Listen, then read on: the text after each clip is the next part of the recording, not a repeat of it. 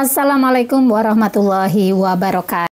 Terjadi lagi, seorang WNA asal Malaysia tergelincir di Gunung Rinjani, yang lokasinya tidak jauh dari tempat Juliana tergelincir. Dalam 2 minggu terakhir ini berarti sudah ada warga negara asing yang tergelincir atau mengalami kecelakaan di Gunung Rinjani. Nah, ini sebenarnya kalau menurut saya itu patut menjadi konsentrasi pemerintah setempat ataupun pengelola tempat wisata pendakian Gunung Rinjani. Kalau saya lihat dari beberapa komentar teman-teman netizen dari Indonesia ya, yang sudah berpengalaman mendaki Gunung Rinjani tersebut, bahwa medan Gunung Rinjani itu memang tidak mudah.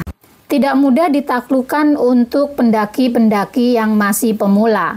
Lantas setelah itu saya berpikir, kalau memang medannya itu tidak mudah untuk pendaki pemula, maka alangkah baiknya setiap pendaki yang mau naik ke Gunung Rinjani itu sebaiknya disortir terlebih dahulu.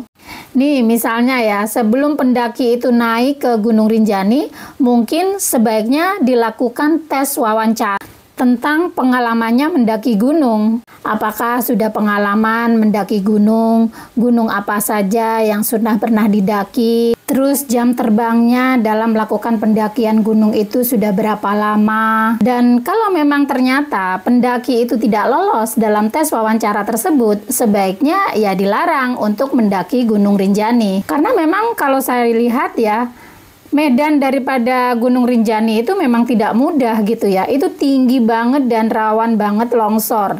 Sehingga itu diperlukan orang-orang yang memang sudah berpengalaman dalam melakukan pendakian gunung. Tapi kalau dalam tes wawancara tersebut, ternyata pendaki adalah seorang yang sudah berpengalaman untuk mendaki gunung, maka ya sebaiknya diizinkan untuk mendaki gunung tersebut. Dan kalau memang ternyata masih pemula, sebaiknya memang tidak diizinkan untuk mendaki Gunung Rinjani. Sehingga pendaki-pendaki Gunung Rinjani yang akan melakukan pendakian itu benar-benar pendaki-pendaki yang memang sudah berpengalaman dan sudah punya jam terbang yang tinggi dalam melakukan pendakian gunung. Karena pasti beda banget ya tingkat survivalnya seorang pendaki yang sudah berpengalaman dan seorang pendaki yang masih pemula. Saya pikir dengan kejadian 2 WNA yang sudah tergelincir di Gunung Rinjani tersebut, ini patut menjadikan konsentrasi pemerintah setempat maupun pengelola pihak wisata pendakian Gunung Rinjani ya.